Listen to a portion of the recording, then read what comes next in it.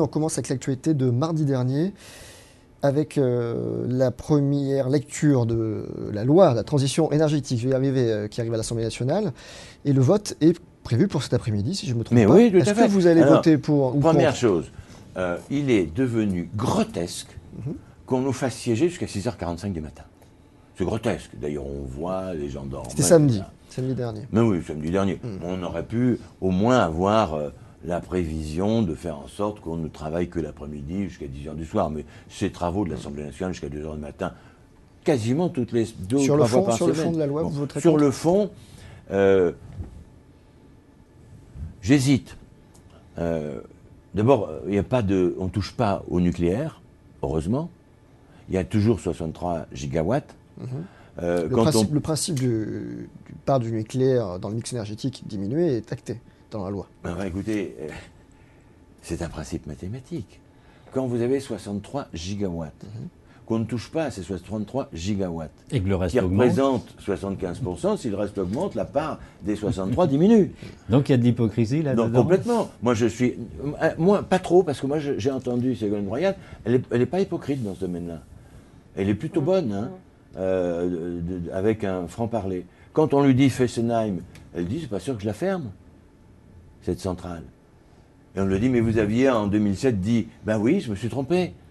Ben c'est rafraîchissant. Je ne dis pas qu'elle est rafraîchissante, mais je dis, bon, ben voilà, j'aime bien entendre ce discours. Alors, oui, 63 gigawatts. D'ailleurs, l'EPR de Flamanville va remplacer une ou deux centrales. On verra comment ça se passe. Donc, il n'y a pas d'atteinte évidente à notre capacité énergétique. Deux, comme toujours, on nous dit les sacs plastiques qui vont disparaître, mais on va les remplacer par quoi? Quand vous allez chez votre poissonnier, on va vous donner du poisson. Non, c'est les sacs à usage unique qui vont disparaître. Ah, parce que vous allez prendre des sacs qui ne sont pas à usage unique pour mettre votre poisson et après vous mettez vos mandarines? Je sais pas, moi j'ai l'habitude de faire les courses malgré tout. Enfin, ils ont déjà beaucoup diminué. C'est un peu hypocrite. Alors, elle dit, ah oui, mais on verra ça quand on aura des sacs de substitution. La même chose pour les assiettes.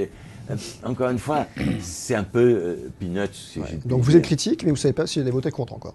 Oui. Bon, vous savez, le problème de l'écologie est très important, il ne doit pas avoir de coloration politique. Mais bien sûr qu'il est très important. Justement, Michel.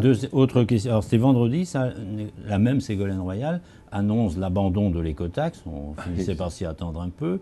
Elle réfléchit à l'idée de taxer les sociétés d'autoroutes pour compenser. Alors, les sociétés d'autoroutes qui rapportent à leurs 20%. actionnaires 16 milliards depuis qu'il est.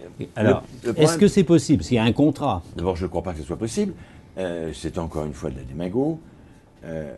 Il faut bien comprendre que c'est assez extraordinaire. L'écotaxe a été votée à l'unanimité, certes, sous Nicolas Sarkozy avec Nathalie Kosciusko-Morizet, mais ça a été voté à l'unanimité droite-gauche.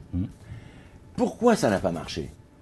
Tout simplement parce que les socialistes, mais nous aussi d'ailleurs, à la fin, à cause du gros problème de la dette, de la crise, on avait tellement d'impôts à côté, tellement de taxes qu'on ne pouvait plus, on était surdosé. Alors après, quand Hérault est arrivé, ça a été... il y a eu un blanc pendant 2 ans et demi, il n'y a rien eu. D'ailleurs, c'est ce que dit Ségolène Royal, il n'y a rien eu. Ce que dit Manuel Valls, ce que disent tous, maintenant qu'ils ont la parole un peu déliée, Ségolène Royal, je l'ai entendu, a dit, il ne s'est rien passé, on aurait dû avant. Donc Hérault, c'était un blanc, c'était rien. Venons-en à l'actualité. Alors, taxer les autoroutes, mais ça ne se fera pas. Ça ne se fera pas parce que, à mon avis, ce n'est pas légal. Il y a des contrats. Jusqu'en 2028, je crois. Ça dépend des autoroutes.